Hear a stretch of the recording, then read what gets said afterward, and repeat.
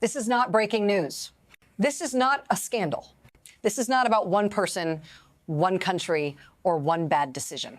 This is about a system that rewards you times right before it traps you asterisk. Right now, you are being trained to feel relief, to feel lucky, to feel like something expensive is finally getting easier. And that feeling quiet, private, almost irrational is the danger. Because the last time this system made people feel this way, they didn't notice what they were trading away.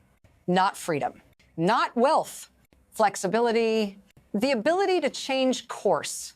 If you're watching this, it's because somewhere in the back of your mind, you already sense that something doesn't add up, that prices don't just fall without consequences, that systems don't loosen without tightening somewhere else. Stay with me.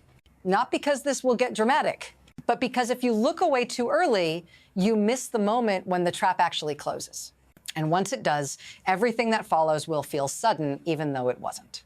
What actually controls this system is not politics, not elections, not even markets in the way we usually mean them.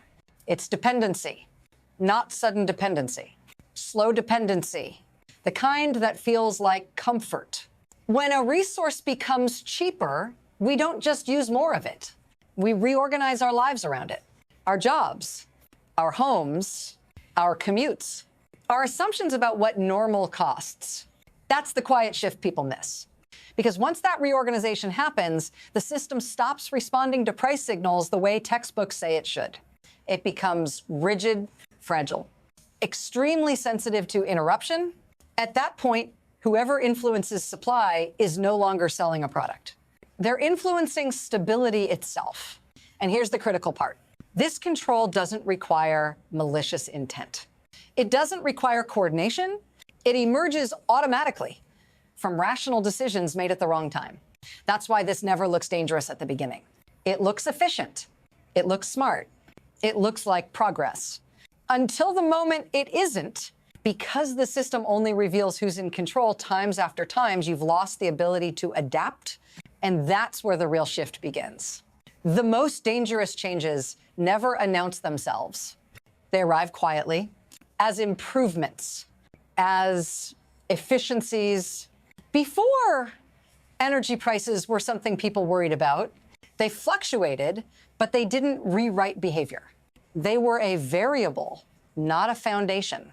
Now, they are baked in, not because anyone decided to depend on them, but because millions of small, reasonable choices all pointed in the same direction. A longer commute because it's affordable, a bigger vehicle because fuel feels irrelevant, a house farther away because monthly payments look manageable. Each decision makes sense on its own. Together, they form a lock. And once that lock clicks shut, the system changes character. It stops being adaptive. It starts being brittle. This is why slow change is more dangerous than shock. Shock triggers response. Slow change triggers normalization. By the time people notice the shift, they're no longer choosing. They're maintaining a structure that only works under one condition. And here's the part that's easy to miss. The system doesn't need that condition forever, just long enough, because once dependence replaces flexibility, the leverage already exists. It just hasn't been used yet. There is always a moment when the system flinches. Not collapses, not panics, just flinches. It looks like a price swing, a supply hiccup, a headline that feels temporary. The first time it happened, people thought it was external, a geopolitical event, an unexpected disruption, something that would pass.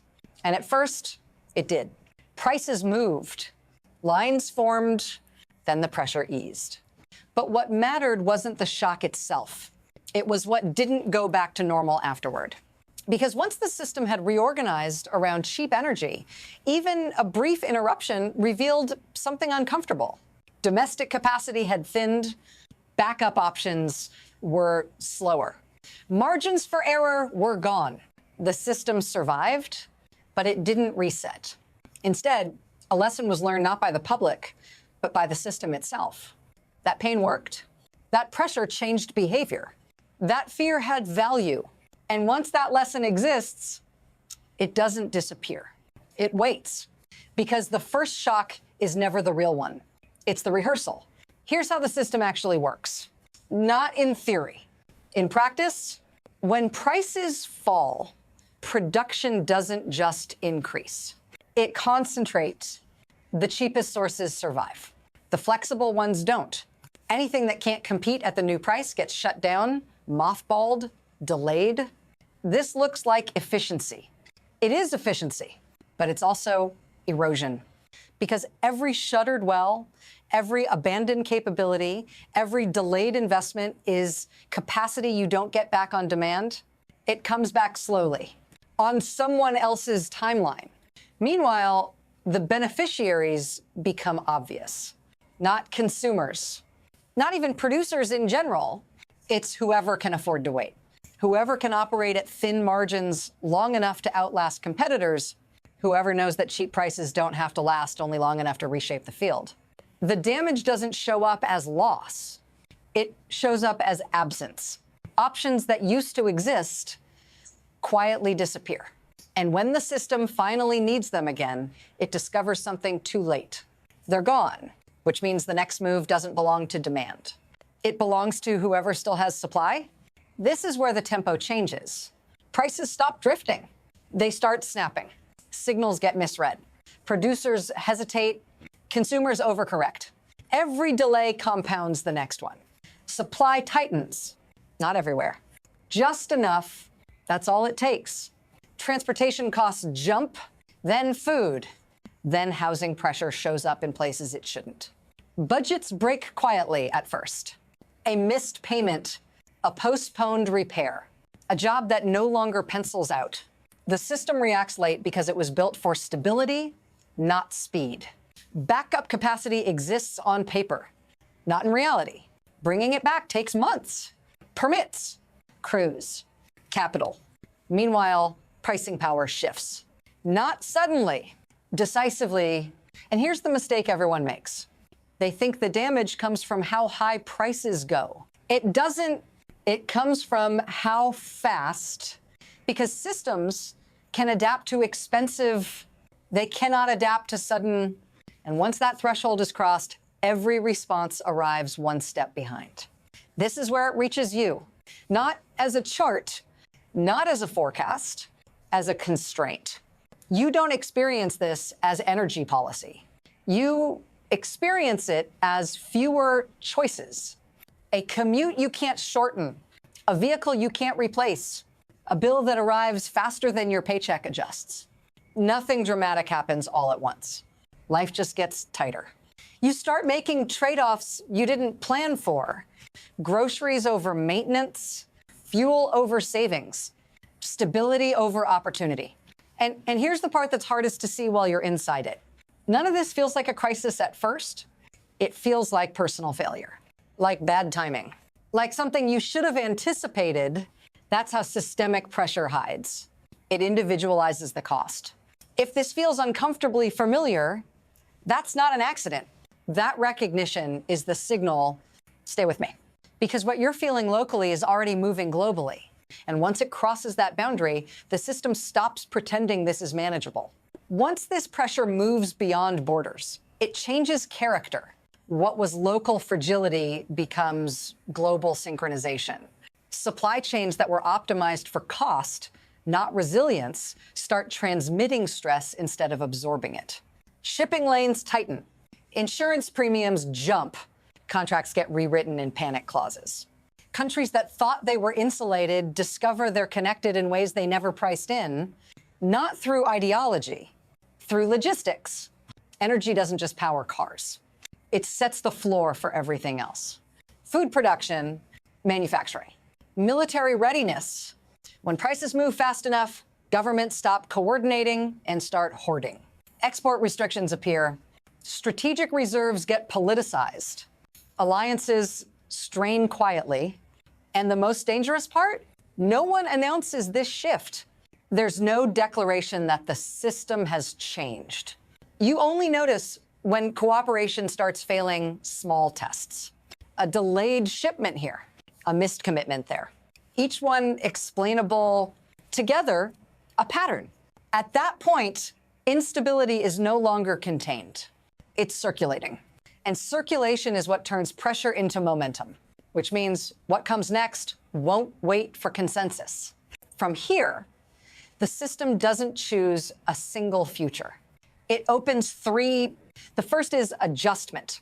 Prices rise, but slowly enough for behavior to change. Spending tightens. Efficiency improves. The system bends without breaking. This path requires time and trust and spare capacity. The second is erosion. Prices fluctuate just enough to keep everyone reactive. No collapse, no relief. Households drain savings, companies delay investment, governments patch instead of rebuild. The system doesn't fail. It thins. Resilience gets traded for survival, one compromise at a time. Then there's the third path, rupture. This is the one that never looks likely until it's unavoidable. A disruption hits while margins are already gone. Backup systems lag. Confidence evaporates. Prices don't climb, they gap. At that point, decisions stop being economic. They become political, then emotional. And once that happens, the system loses its ability to self-correct. Here's the part that matters. All three paths start from the same place.